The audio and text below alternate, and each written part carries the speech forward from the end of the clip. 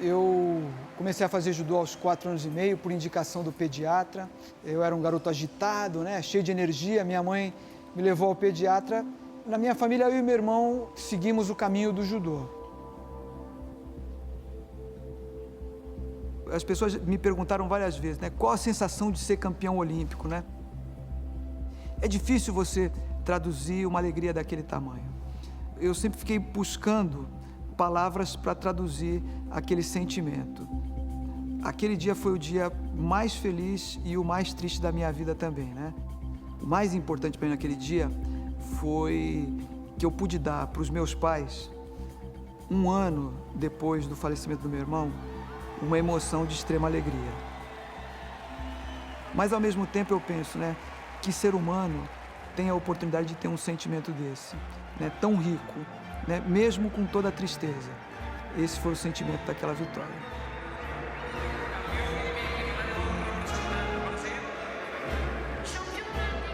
Bom, eu acho que é a segunda vez que toco o hino do Brasil aqui nesse ginásio, né? Para mim, poder escutar aqui a segunda vez é uma emoção forte ainda. O torcedor do Brasil estava aqui, nessa arquibancada. Eu me lembro porque a entrada de nós, atletas, acontecia ali por aquela porta ali. E a torcida ficava em frente. Então a comemoração foi aqui e eu lutei na área do lado de lá.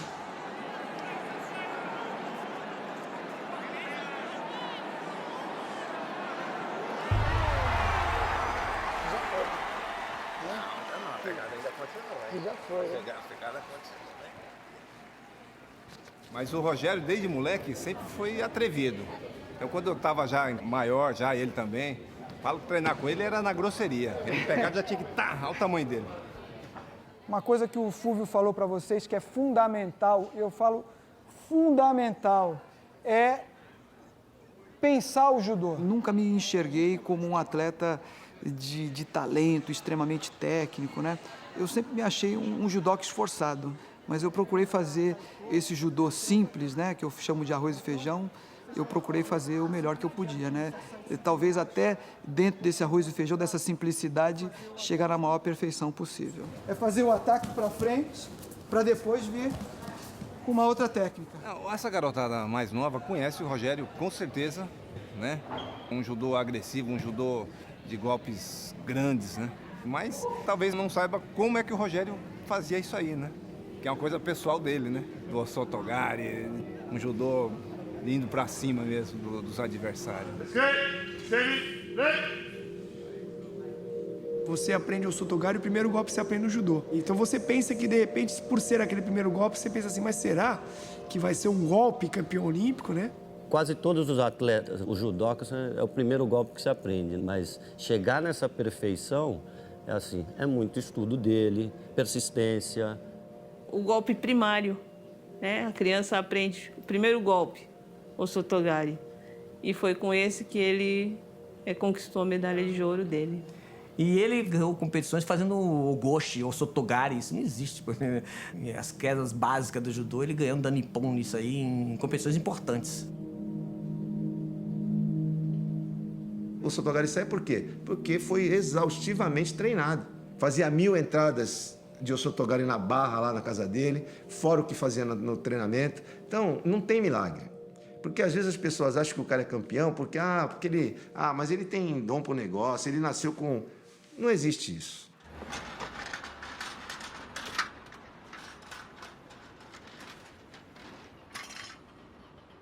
E aí, cara? Olha aí, essa barra aqui, Saudade disso aqui, né? saudade. O treinamento era duro aqui, né? 1000 todo dia, mas dá saudade. Se eu pudesse voltar no tempo para fazer esses 1000 ainda hoje, eu faria. Tentaria, pelo menos. Eu me lembro que um dia eu estava terminando uma palestra e você tinha uns 14 ou 15 anos. Aí você virou para mim e disse assim, Sensei, eu quero treinar para ser campeão olímpico. Tem que olhar para frente, não pode olhar para onde a perna vai bater. O professor Jigoro Kano, ele disse o seguinte, que um atleta, para começar a dominar uma técnica, ele tem que fazer essa técnica 100.000 vezes. Então, se você fez 1000 por dia, você, em 100 dias, você estava com o Sotogari... Pronto para começar a aprender. Pronto para começar a aprender o Sotogari. Por isso, essa barra teve um papel preponderante na preparação dele. A técnica dele foi acertada aqui nessa barra. On tatami B, Kim from Korea, Sampaio from Brazil.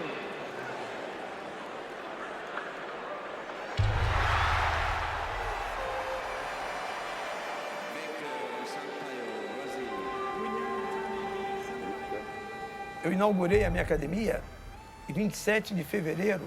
E era uma academia pequena, tinha 27 tatames, né? Quando foi no mês seguinte, março de 72, os dois se matricularam, o Rogério e o Ricardo.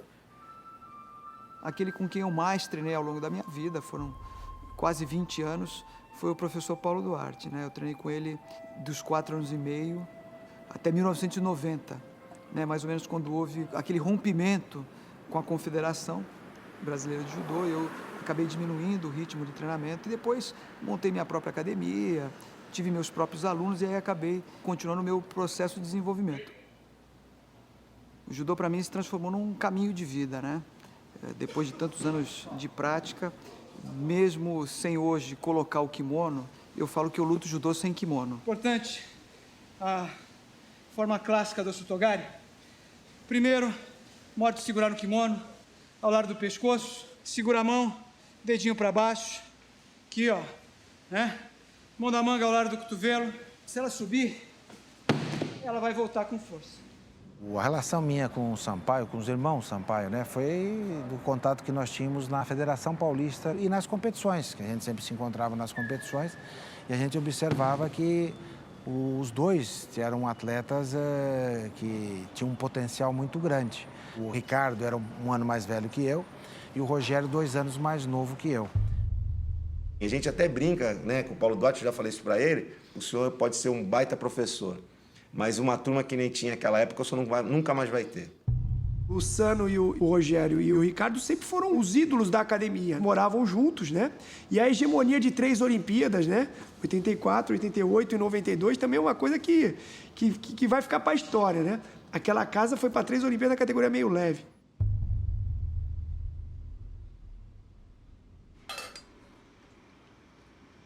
Meus 3 filhos foram para a Olimpíada. É muito bom, né? Tinha um amigo deles e às vezes ia treinar também lá naquela barra. Ele falava assim, Dona Neuza, se eu tivesse a mãe que nem a senhora, eu ia ser campeão olímpico. Mas não era porque eu cuidava da alimentação, estava sempre dando atenção, sempre acompanhando. Era só isso, não tinha nada demais. Eles me cederam a cama, né? Que eles dormiam para poder dormir no quarto junto com eles. Era um quarto que normalmente dorme um, né?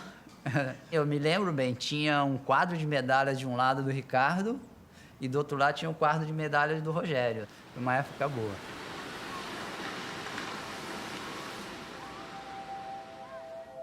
Antes de 84, o Brasil só tinha conquistado uma medalha olímpica, que havia sido o Chiaki Shin, em 1972, de bronze.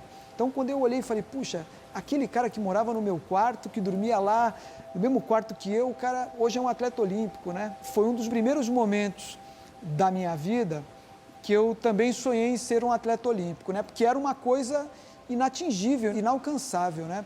Mas, logicamente, era um período diferente, a gente não tinha a estrutura de treinamento de competições que existe hoje.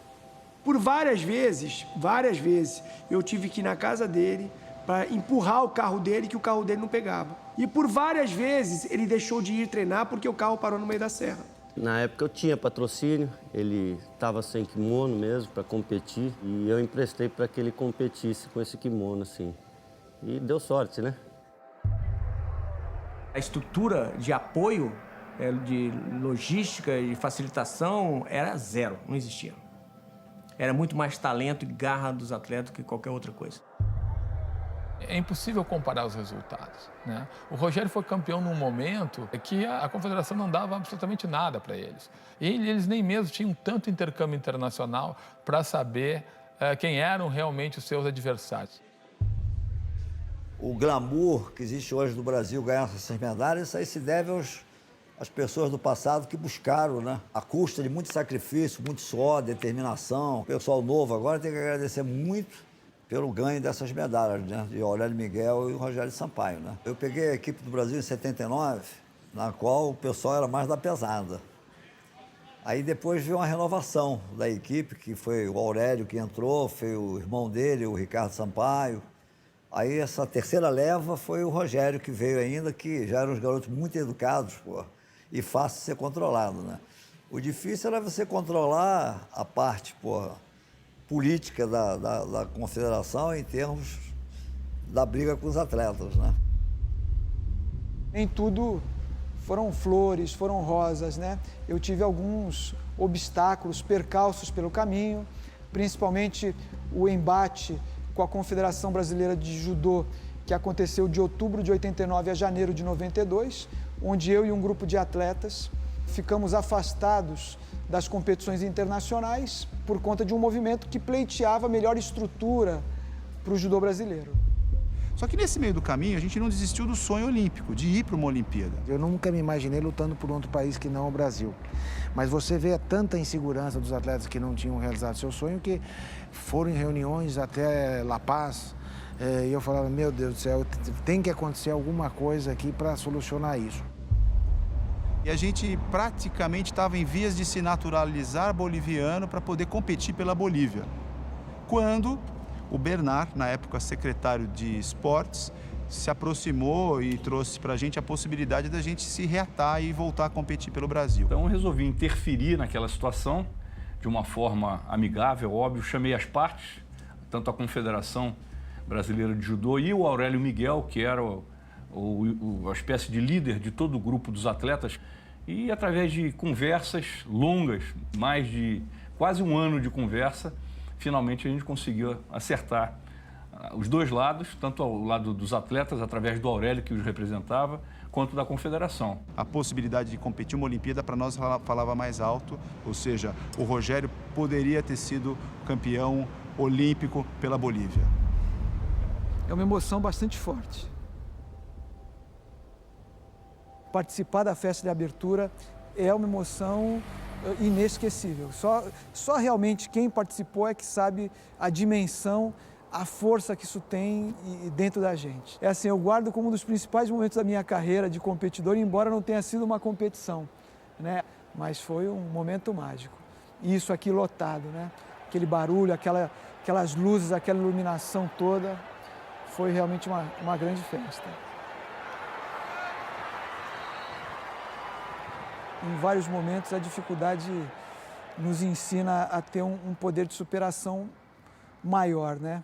E comigo não foi diferente. Eu cheguei aqui em Barcelona com um kimono emprestado, eu tinha um carro velho que estava quebrado na garagem porque eu não tinha dinheiro para arrumar, né? Toda aquela situação dentro de casa, o meu irmão tinha falecido, então, toda aquela tensão, né? O Rogério chegava em casa sempre com fome também, assim, abria os armários, com uma fome desgraçada, ia para a geladeira. As pessoas perguntavam assim, eles brigam? Eu falava, não, que é difícil o irmão não estar brigando, né? Mas eles se entendiam muito bem, ele e o Ricardo, se entendiam muito, muito bem. Eles eram muito amigos. Amigos até de usar a mesma roupa. E eu lembro que eu estava de plantão e eu recebi uma ligação no meu plantão dizendo assim, olha, o Sampaio faleceu. Na hora, eu automaticamente pensei assim, putz, foi o Rogério. Nunca pensei que tinha sido o Ricardo. Eu gostando muito, o irmão de Rogério Sampaio, chama Ricardo. Ele é gênio de judô, né? Treinei muito com ele, apanhei. Mas ele apenas suicidou assim, né? A perda do meu irmão foi uma surpresa muito grande para mim. Ela aconteceu no momento em que a gente estava mais próximo. A gente sempre foi muito próximo. Meu irmão era um ídolo, né? Ao longo da minha carreira foi aquela coisa, né? Ele 4 anos mais velho, ele ia indo na frente e eu ia acompanhando, né? Então, no dia anterior ao falecimento dele, era sábado. A gente sempre gostou muito de jogar futebol e eu me lembro que eu tinha um grupo que a gente jogava futebol na praia e acabou o jogo, fomos tomar chopp com os amigos e tal e fomos para casa. E eu estava cansado, eu falei, pô, eu vou descansar. Ele falou, pô, vamos sair, vamos bater um papo e tal. E eu falei, não, eu tô cansado, vai você. E eu fiquei em casa. Eu acho que toda perda, ela insere alguma coisa de positivo. né? Eu falo de perda porque eu também passei por perda, né? É uma perda física, também eu perdi uma perna, né? E a sua visão de mundo muda a partir daí. Você tem dois caminhos depois de uma perda. Ou você sucumbe a essa perda e você vai para a sarjeta, ou você vai se erguer de uma forma muito mais forte. Aí Rogério apareceu. Ele ganhou medalha de ouro, destaque.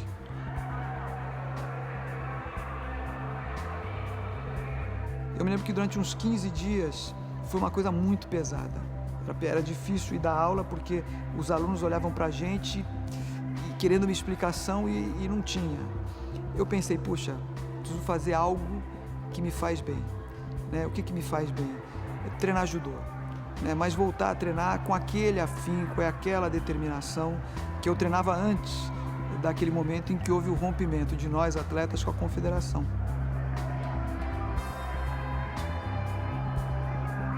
O que fez o Rogério ser o campeão que ele é essa coisa do tempo inteiro o cara atacando e te movimentando, e isso realmente atrapalha qualquer adversário.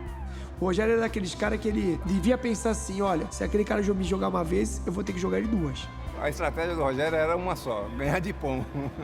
Sempre mostrou aquela determinação de vitória, aquela obsessão da vitória, que eu acho essencial nos grandes campeões.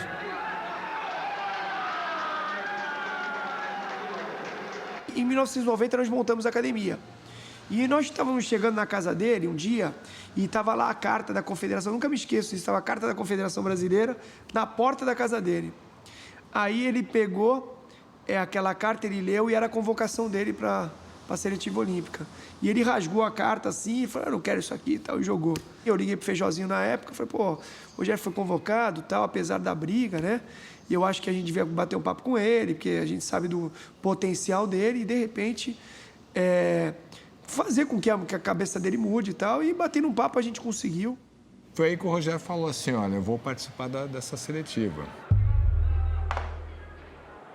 O Sérgio Pessoa foi um dos maiores judocas que o Brasil já teve, embora não tenha sido medalhista olímpico. Foi muito difícil, porque ele começou num ritmo alucinante e eu não tive jeito, eu tive que acompanhar o ritmo dele. E aí eu pensei comigo, pelo que eu conheço do Pessoa, esse tempo que falta eu vou ter uma oportunidade de dar uma última técnica, um último ataque, um último golpe. E aí, na troca de pegada, eu consegui fazer o Osotogari e consegui o Ippon. Foi uma das lutas mais difíceis da minha vida. Eu acho que aquela luta, eu acho que ela fez parte dos Jogos Olímpicos.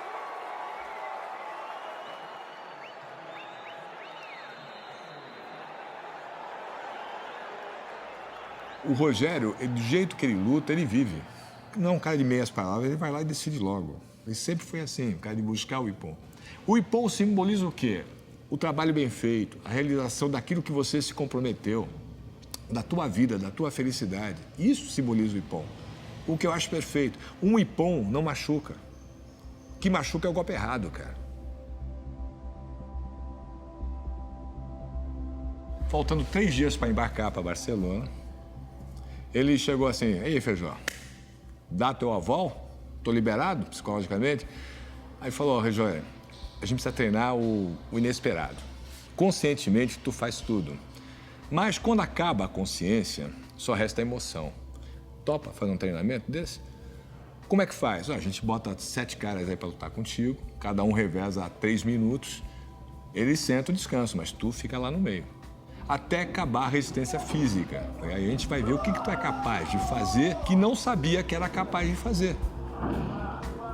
Então eu pedia para vaiar o Rogério e para aplaudir qualquer iniciativa do outro, quem fosse lá com ele. Ele lutou 1h15, cara. 1h15 sem sair do meio da área. Tá? Quando eu dei o mate, eu falei, acabou, tinha um janelão na academia, naquela época, ele se debruçou. Eu fui chegar perto. Eu vi que ele estava chorando, cara. Aí, Rogério, tudo bem contigo? Feijó, agora clareou tudo.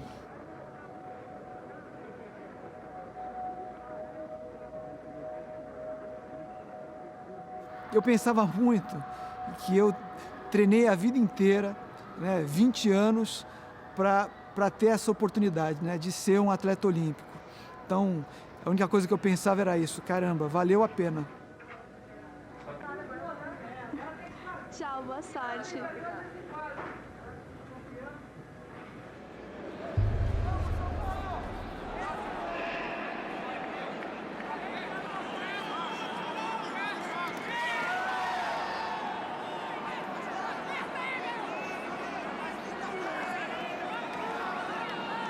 E o que foi fundamental nos Jogos Olímpicos de Barcelona foi ter vencido as 3 primeiras lutas por ippon.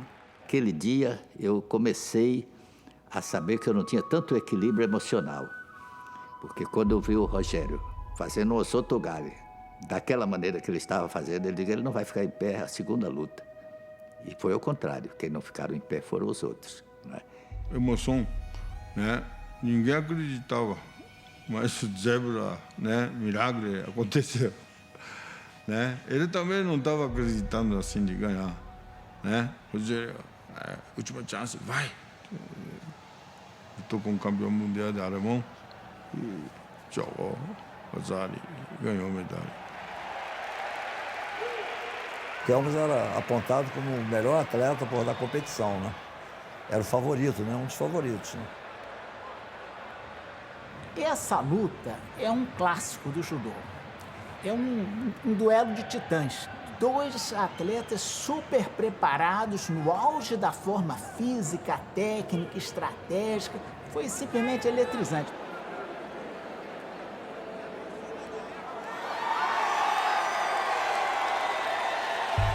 O Rogério vence a luta e o Rogério vem andando na direção da gente, na torcida.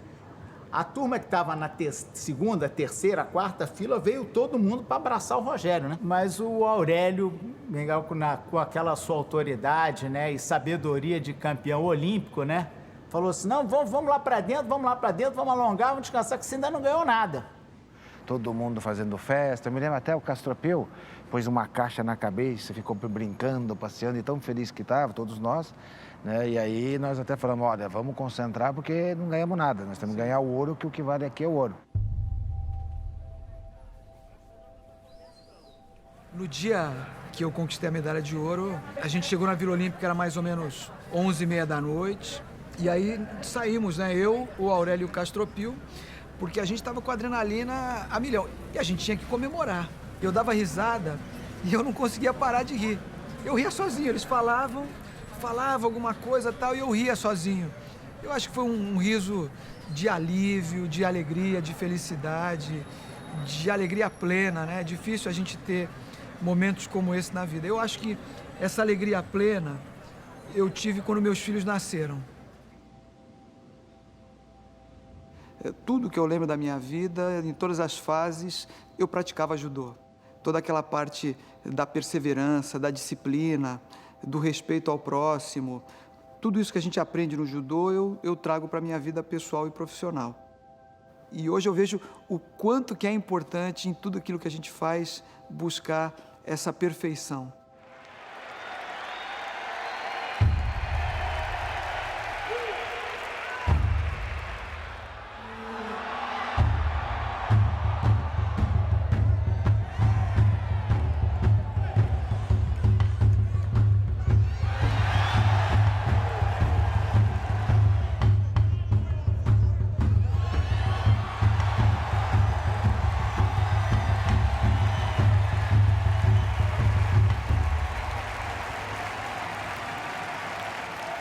Para cada atleta, ganhar uma Olimpíada tem um significado. Para mim, o principal pensamento foi imaginar que a minha mãe e meu pai, quase um ano depois da morte do meu irmão, iriam ter uma emoção de extrema alegria. Campeão olímpico e medalha de ouro representando Brasil. Champion olympique et médaille d'or représentant le Brésil. Olympic champion and gold medalist representing Brazil. Campeón olímpico y medalla de oro representando a Brasil, Roger Sampaio.